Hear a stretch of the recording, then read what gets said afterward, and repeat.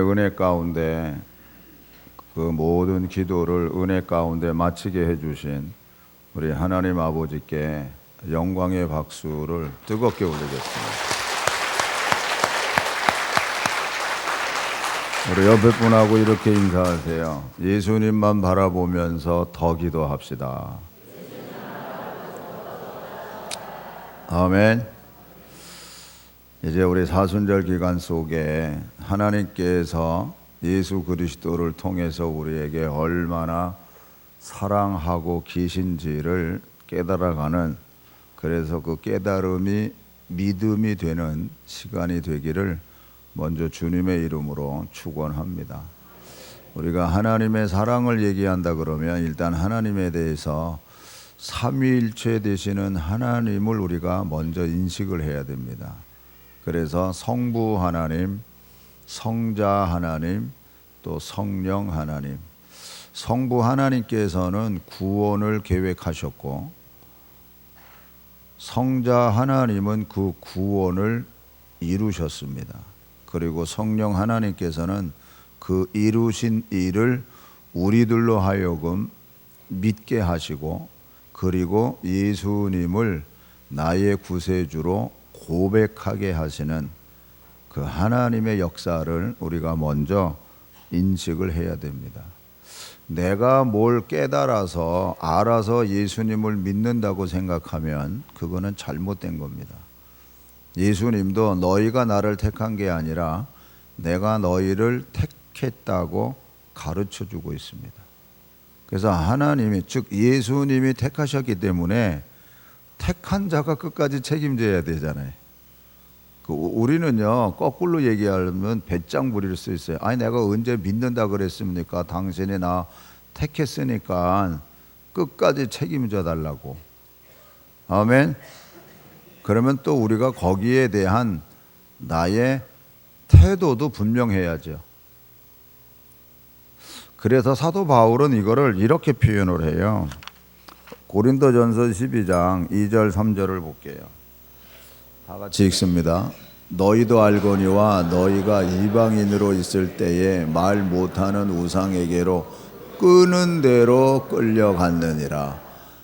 다음, 그러므로 내가 너희에게 알리노니 하나님의 영으로 말하는 자는 누구든지 예수를 저주할 자라 하지 아니하고 또 성령으로 아니하고는 누구든지 예수를 주시라 할 수 없느니라. 그러니까 일반적으로요, 하나님의 어떤 예정과 선택 속에 있는 앞으로의 사람들, 폭넓게 생각해서요, 그런 사람들은 예수님에 대해서 욕하지 않습니다. 절대로 욕하지 않습니다. 그리고 더더군다나 우리가 말씀에서 읽은 것처럼 성령으로 말미암지 않고는 누구든지 예수를 주라고 고백할 수 없어요. 그러니까 성령님께서 예수님을 믿게, 우리로 하여금 알게 하시고, 그리고 믿게 하셔서 예수님을 그래서 우리가 믿는 거예요. 그러니까 우리가 성령의 인도함 속에 예수님을 믿는다 그러면 우리가 성령님을 끝까지 의지하고 가야 돼. 성령님을 걱정 끼쳐드리면 안 돼요. 성령을 걱정 끼쳐드리게 오히려 성령의 충만함 속에서, 왜냐하면 예수님께서 성령에 대해서 이렇게 가르쳐 주고 계세요. 요한복음 14장 다 같이 읽습니다. 내가 아버지께 구하겠으니 그가 또 다른 보혜사를 너희에게 주사 영원토록 너희와 함께 있게 하리니 그는 진리의 영이라 세상은 능히 그를 받지 못하나니 이는 그를 보지도 못하고 알지도 못함이라. 그러나 너희는 그를 아나니 그는 너희와 함께 거하시며 또 너희 속에 계시겠습니다. 이 말씀을 믿으세요. 그는 너희와 함께 거하시며 또 너희 속에 계시겠습니다. 아멘. 그 다음 절 또 볼게요.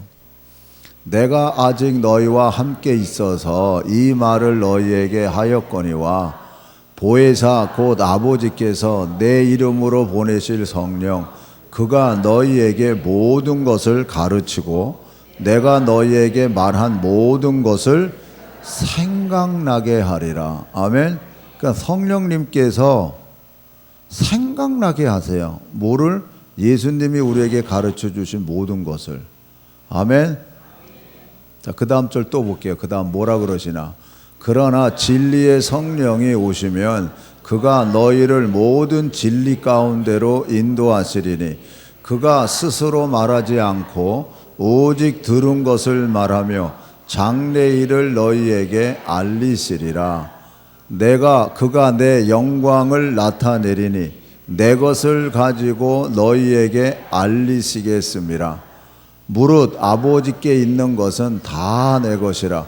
그러므로 내가 말하기를 그가 내 것을 가지고 너희에게 알리시리라 하였노라. 아멘. 삼위일체 되시는 하나님께서 말씀하고 그러실 때 성자 하나님 즉 예수님도요, 내가 내 것을 가지고 말한다는 말이 한 군데도 없습니다. 다 아버지께서 하신 말씀을 내가 한다 이렇게 얘기해. 내 것 가지고 하는 거 아니다. 그런데 성령님을 소개할 때도 성령님은 내가 한 말을 다 너희들에게 가르치고 생각나게 하고 그가 자기 생각대로 하지 않는다고. 이게 더 발전되면 뭐냐 하면요, 오늘 우리가 예수님 믿고 성령이 우리 안에 항상 거하신다 그러기 때문에 우리가 예수님의 말씀이 생각나서 그 말씀을 믿고 그 말씀 따라서 우리가 생각하는 거예요. 내 생각이 앞서면 안 돼요. 말씀이 앞서야지. 아멘. 그래서 하나님께서 우리에게 뭐라 그러셨어요? 하나님의 사랑을 말씀하실 때 가장 대표적인 말, 어려서부터 잘 아는 말씀, 요한복음 3장 16절. 하나님이 세상을 이처럼 사랑하사 독생자를 주셨으니 누구든지 저를 믿으면 멸망하지 않고 영생을 얻게 하려 하심이라. 아멘. 우리가 어려서 신앙생활을 한 사람은요, 이거 다 그냥 자연적으로 몸에 익숙해 있어요. 그러니까 이 말씀을 그대로 믿는 거예요. 그렇기 때문에 예수님 뭐라 그러세요? 내가 길이요 진리요 생명이니 나로 말미암지 않고는 아버지께로 올 자가 없다 이렇게 얘기하셨어요. 그래서 그 예수님을 믿고 성령을 받은 사람은 뭐라 그래요? 똑같이 천하 인간의 구원을 얻을 만한 이름은 예수밖에 없다 이렇게 되어 있는 거예요. 이게 우리의 바턴이 돼서 오늘 우리들도 천하 인간의 구원을 얻을 만한 이름은 예수님밖에 없다라고 고백을 해야 돼. 다른 방법이 있는 게 아니에요. 다른 방법이나 뭐 다른 것들은 우리에게 어떤 도움을 줄 수 있는 방편이 돼요. 그러나 모든 것에 대한 해답과 오직 진리는 예수님 한 분밖에 없다는 것을 먼저 기억하시기 바랍니다. 우리가 하나님의 사랑 안에 있다고 우리가 생각하고 믿고 생활해 나갈 때 그 하나님의 사랑을 조금만 더 우리가 폭넓게 생각해야 될 부분이 있습니다.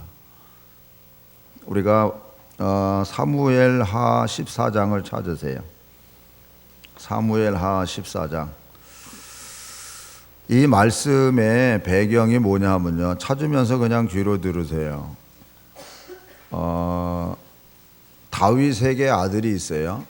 이제 암몬이라는 장남도 있고 압살롬이라는 아들도 있고 또 압살롬에게 여동생이 있으니까 다윗의 딸이 있어요. 다말이라고. 그런데 암몬이라는 그 사람이 즉 아들이 압살롬의 그 동생 이 여동생을 짝사랑해요. 자, 이제 찾으셨으면 제 말을 들으세요. 먼저 이 말씀의 배경을 제가 설명하는 거니까요. 근데 그게 좋은 게 아니거든요. 그런데 이 큰아들이 그러니까 자기 그 배다른 동생이에요. 어쨌든 동생이잖아요. 그런데 못된 마음을 품어요. 그래가지고 성폭행을 해요. 또 그랬으면은 좀 이렇게 좀 잘 살펴야 되잖아요. 그런데 내쫓아요. 아주 인간적으로 보면 아주 못된 놈이에요. 근데 문제는 다윗이 그 일을 알면서 치리하지 않아요. 다윗이 지금 왕으로 있는 상황이거든요.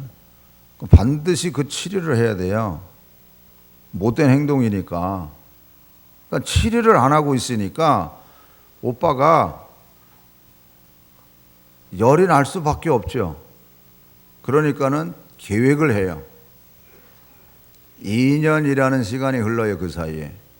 그러고서는 자기 형제들을 다 불러 모아놓고, 거기 이제 암본도 부르죠.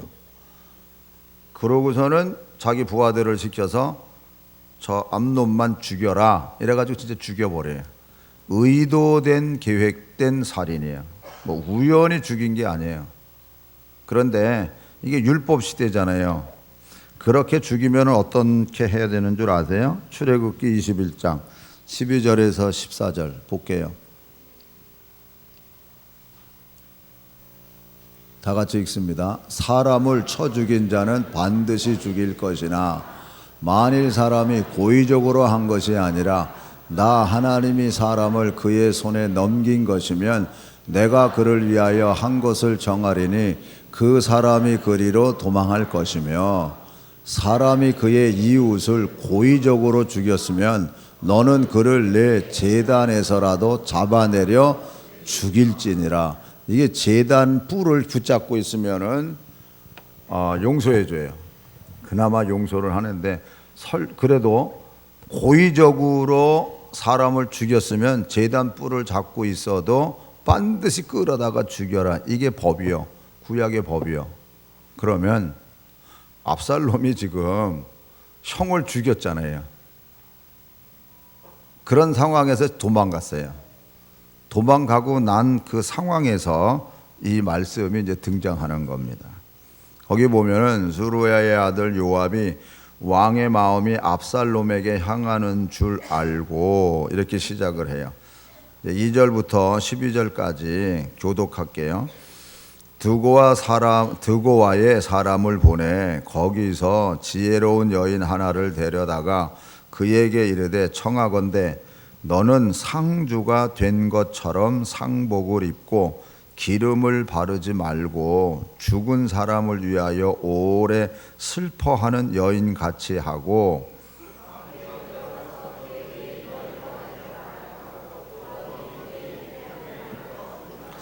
드고와 여인이 왕께 아랠 때에 얼굴을 땅에 대고 엎드려 이르되 왕이여 도우소서 하니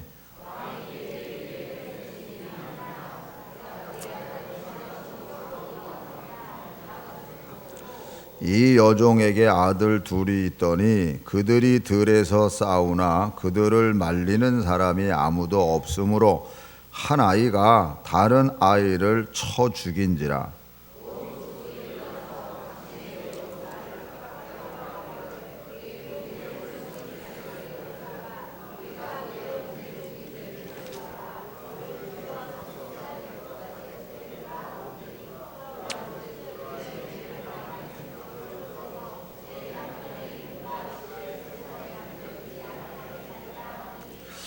왕이 여인에게 이르되 네 집으로 가라 내가 너를 위하여 명령을 내리리라 하는지라.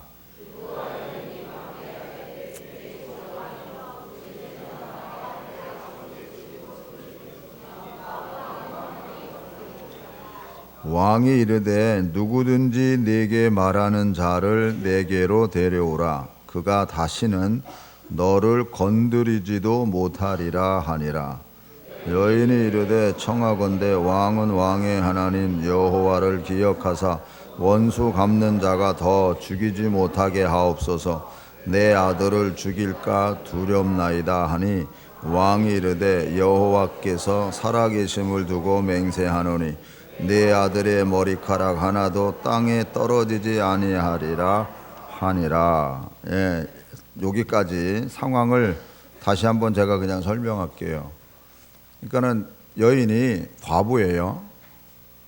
그래서 자기는 과부인데 자기 아들이 들에서 서로 싸우는데 누가 말리는 사람이 없어서 그러니까 형이 아우를 죽였습니다. 그런데 사람들은 법대로 자기 둘째 그러니까 형을 동생을 죽였기 때문에 형을 죽인다고 하니 남편도 죽은 데다가 형마저 죽여놓으면 우리는 씨가 마릅니다. 그러니까 왕이요 어떻게 해야 좋겠습니까? 제발 살려달라고 간청하는 거죠. 그러니까 왕이 들어보니까 진짜 불쌍하잖아요. 그래서 내가 하나님 여호와 왕이 이르되 여호와께서 살아계심을 두고 맹세하노니 내 아들의 머리카락 하나라도 땅에 떨어지지 아니하리라. 그러니까 이 왕이 하나님의 이름으로 맹세하고 네 자식을 내가 살려줄게 이렇게 된 거예요. 지금 하나님의 법은요, 고의로 죽인 사람은 돌에 쳐서 죽여야 된다니까요. 그런데 다윗이 하나님의 이름으로 살려주겠다고 맹세를 해요. 그러면 이 여인이 할렐루야 그러고 돌아가야 되잖아요. 그런데 그 다음 절을 보면 중요한 거예요. 여인이 이르되 청하건대 당신의 여종을 용납하여 한 말씀을 내 주 왕께 여쭙게 하옵소서 하니 그가 이르되 말하라니 여인이 이르되 그러면 어찌하여 왕께서 하나님의 백성에게 대하여 이 같은 생각을 하셨나이까. 여기서 자기 아들이라고 표현하네요. 하나님의 백성에 대해서 어떻게 이렇게 생각하셨습니까? 그러니까 자기 아들에 대한 것을 살려주는 거예요. 이 과부의 이 아들에 대한 것을 얘기하면서 뭘로 직접 들어가냐면요, 이 말씀을 하심으로 왕께서 죄 있는 사람같이 되심은 그 내쫓긴 자를 왕께서 집으로 돌아오게 하지 아니하심이니이다. 그러니까 왕께서 죄 있는 사람같이 되심은 그 내쫓긴 자를 왕께서 집으로 돌아오게 하지. 여기서 내쫓긴 자는 압살롬을 얘기하고 있거든요. 그러니까 어떻게 내 아들은 살려주면서 어떻게 당신 아들은 왜 안 데려오냐는 얘기예요 지금. 14절은 굉장히 중요한 말입니다. 다 같이 읽습니다.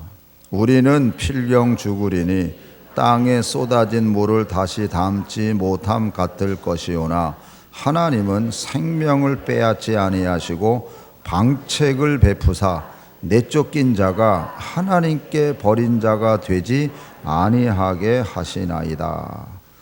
여기서 우리는 필경 다 죽으리니 땅에 쏟아진 물을 다시 담지 못함 같을 것이라고 얘기를 해요. 이미 버거러진 일, 어떻게 할 수 없는 일, 우리는 다 죽어서 하나님 앞에 심판받는 그 일을 다 포함할 뿐만 아니라 우리가 행한 일에 대해서는 물을 다시 담을 수 없다는 거예요. 그런데 하나님은 생명을 빼앗지 아니하시고 하나님은 생명을 빼앗는 하나님이 아니시라는 것을 이 이름도 없는 여인의 입에서 나오는 말이에요 지금 이 말은. 그리고 하나님은 방책을 갖고 계시면서 내쫓긴 자가 하나님께 버린 자가 되지 아니하게 하시나이다 라고 얘기를 해요. 우리가 이 말을요 그냥 지나가는 말처럼 보면은 아무 별 의미 없어요. 그러나 이 말 속에는 하나님이 어떤 하나님인지에 대한 계시예요. 하나님이 분명히 율법을 줬잖아요. 하나님의 계명이라니까요. 그런데 이 계명을 뛰어넘는 하나님의 본 마음을 얘기하는 거예요 지금. 이거는요 복음이요 복음. 진짜 예수 그리스도를 뛰어넘는 복음이라니까요. 하나님은 생명을 빼앗는 자가 아니고 내쫓긴 자가 나는 하나님으로부터 버림받았다고 하는 하나님이 아니시라는 거예요. 왜 이 말이 등장하냐면요, 다윗이 왕인데도 아무것도 안 하는 거예요 지금. 아까 오빠가 자기 여동생을 범죄했음에도 불구하고 가만히 있었고 자기 아들이 지금 형을 죽이고 도망갔다니까요. 그러는 시간이 지금 3년이라는 시간이 지난 거예요. 왕인데 다윗은 하나님을 섬기는 왕이잖아요. 율법대로 해야 되잖아요. 아무것도 안 하고 있는 거예요 지금. 그런데 이 여인의 입술을 통해서 나오는 말은 이건 하나님의 계시죠. 하나님은 생명을 빼앗는 하나님이 아니라는 거예요. 그리고 내쫓긴 자가 쫓김 받은 게 아니라 하나님께서는 그런 사람이 되지 않게 하기 위한 게 하나님이라는 거예요. 그리고 방책이 있다고 하는 이 방책이 바로 예수 그리스도가 이 땅에 오시는 하나님의 계획이죠. 여러분 정말 이 여인의 입을 통해서 어마어마한 이게 계시요, 계시. 하나님이 어떤 하나님이라는 것을 우리들에게 가르쳐 주고 있는 말씀이에요. 압살롬은 계획된 살인을 했어요. 아까 출애굽기에서도 봤지만 민수기 35장 31절에 보면 똑같은 얘기 이렇게 나와요. 고의로 살인죄를 범한 살인자는 생명의 속전을 받지 말고 반드시 죽일 거라 이렇게 돼 있어요. 고의적으로, 그러니까 모르고 죽인 경우도 있잖아요. 모르로 죽인 경우. 그럴 때는 저 다음 절에 보면 이제 이 피난처를 만들어 놔요. 그리고 그 성에 들어가서 대제사장이 죽기까지 거기 머물러야 돼. 도망쳐 나오면은 죽어요. 그러니까 누가 죽여도, 그 사람을 죽여도 죄가 없어요. 근데 그건 뭐 다른 얘기고, 고의로 죽인 자는요 반드시 죽게 돼. 그러니까 압살롬이 고의로 죽였거든요. 그러니까 다윗 집안은 지금 풍지박산 돼 있는 상황이에요. 그러니까 다윗 왕은 아무것도 못하고 있는 상황이에요. 거기에 하나님께서 이 여인의 입술을 통해서 하나님이 어떤 하나님이라는 것을 가르쳐 주고 있어요. 하나님은 물론 죄에 대해서 심판하시고 죄 있는 곳에 하나님의 징벌이 따라가게 하시는 하나님이세요. 사실 율법은요 공동체를 살리기 위한 법이지 법 가지고 공동체를 죽이는 법이 아니라니까. 그러니까 우리가 진짜 더 깊이 있는 이 여인의 입술에서 나온 이 말이 진짜 하나님이 어떤 하나님이시라는 것을 우리들에게 가르쳐 주고 있는 말씀이에요. 이 말씀이 정말 하나님 은혜 가운데서 예수 그리스도에 대한 것으로 이제 넘어가게 되는데, 여러분 율법의 틀 안에서 이 사람을 죽인 사건을 해결하려고 그러면 다른 방법이 없어요. 죽이는 방법밖에 없습니다. 다른 방법이 없어요. 그런데 하나님이 어떤 하나님이라는 것을 가르쳐 주면서 거기에 대한 새로운 것을 계시로 가르쳐 주고 있는 거예요. 예수님 상황도 똑같아요. 간음하다 잡힌, 현장에서 간음하다 잡힌 여자가 왔죠. 그때 돌로 다 쳐 죽이려고 그랬어요. 왜? 율법에 그렇게 돼 있으니까. 근데 예수님이 뭐라고 그러셨어요? 죄 없는 자마다 돌을 들어서 저 여인에게 던져라, 쳐라. 근데 아무도 돌을 던지는 사람이 없었어요.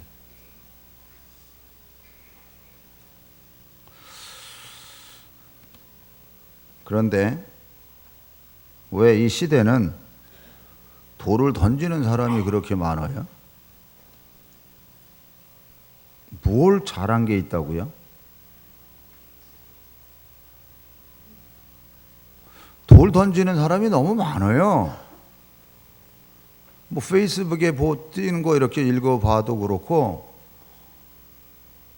근데 누구 이름으로 얘기 안 해요. 뭘 자기는 그렇게 의인이라고? 다 뒤켜보면은 다 들어온 거 다 있는데.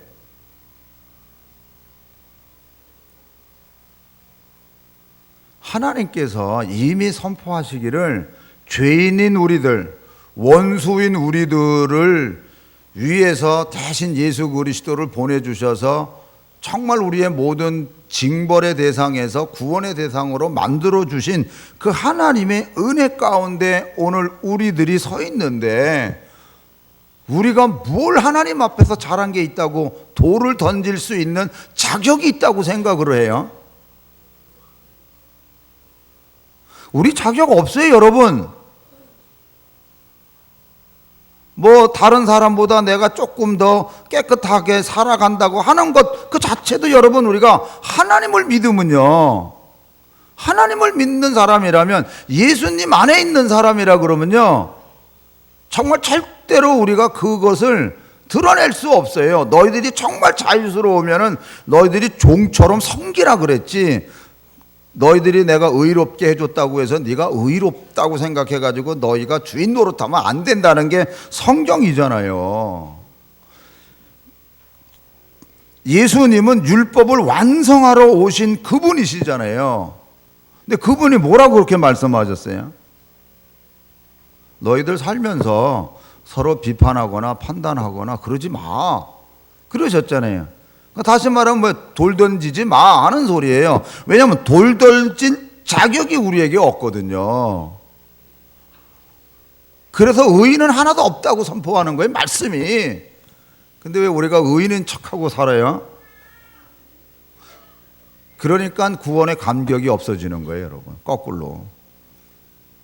나 같은 죄인을 하나님이 정말 이렇게 건져주시고 세워주시고 이런 일도 맡겨주셔서 하게 하고 이런 모든 것을 감당하게 해주셔서 정말 하나님 감사합니다 하고 가면 갈수록 감격에 젖어서 살아가야 될 오늘 우리들이 어느 한순간부터 돌 들고 돌 던지려고 하는 자세 속에 살아간다니까요. 그러니까 구원의 감격을 잃어버리는 거예요. 용서를 잃어버렸어요.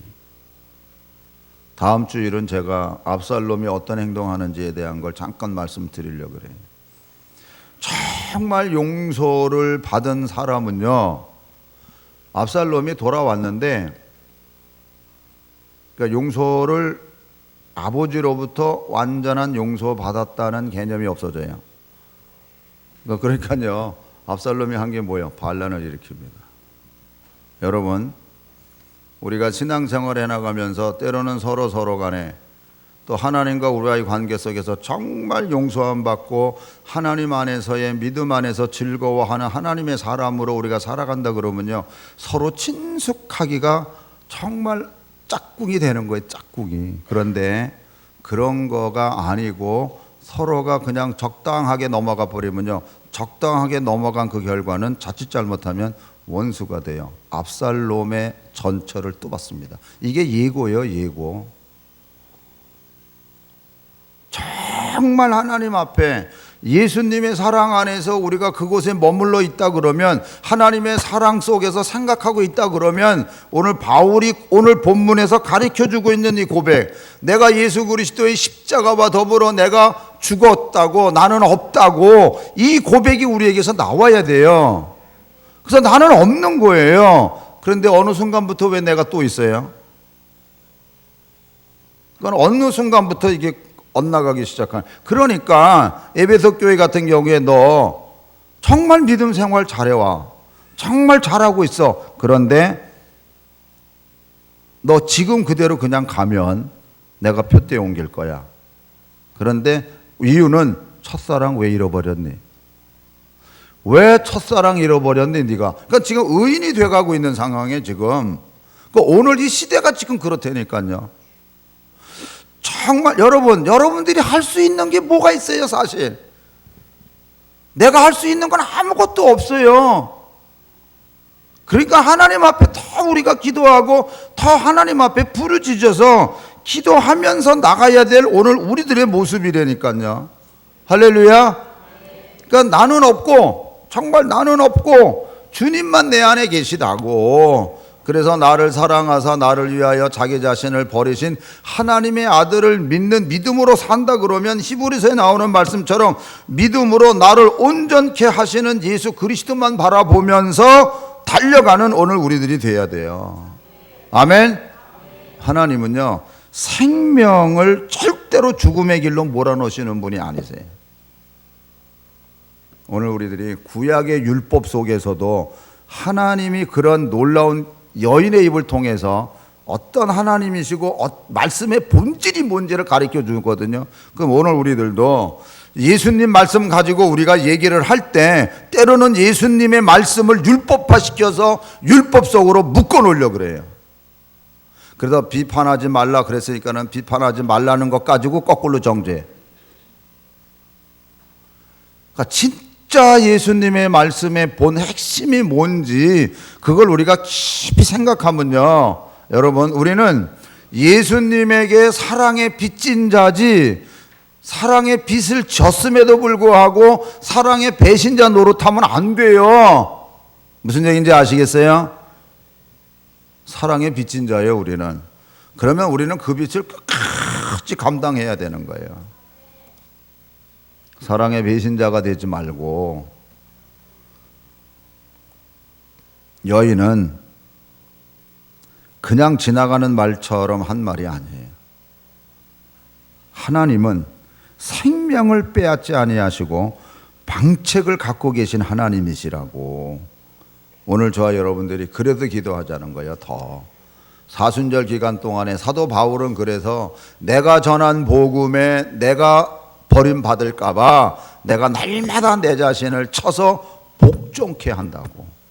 여러분들이 복음이라는 말 대신에 여러분 스스로가 한 말에 대해서 내가 지키지 못하고 그럴까 봐 내 자신을 치면서 열심히 살아가시기를 축원합니다. 여기서는 이 말하고 저기서는 저 말하고 딴 말하면서 사는 사람들이 말고, 표리부동한 사람 살지 말고, 우리는 항상 하나님 앞에서 내가 한 말조차도 내가 스스로 책임지려고 내 자신을 치면서 갈 수 있는, 하물며 복음 안에서 우리가 복음을 전한 우리들의 하나님의 사람들이라 그러면 내 자신을 쳐서 복음에 복종시키면서 나갈 수 있는 모습이 될 뿐만 아니라 날마다 죽으면서 그리스도의 능력이 내 삶 속에서 드러날 수 있는 오늘 저와 여러분 되기를 축원합니다. 그래서 하나님의 사랑과 예수님의 사랑이 얼마나 넓고 깊고 큰지를 더 깨달아서 그것이 우리의 믿음 되셔서, 아멘, 정말 산을 옮길 만한 그런 믿음의 소유자들이 되시기를 주님의 이름으로 축원합니다. 기도하겠습니다. 우리 한번 다 같이 기도할 때요,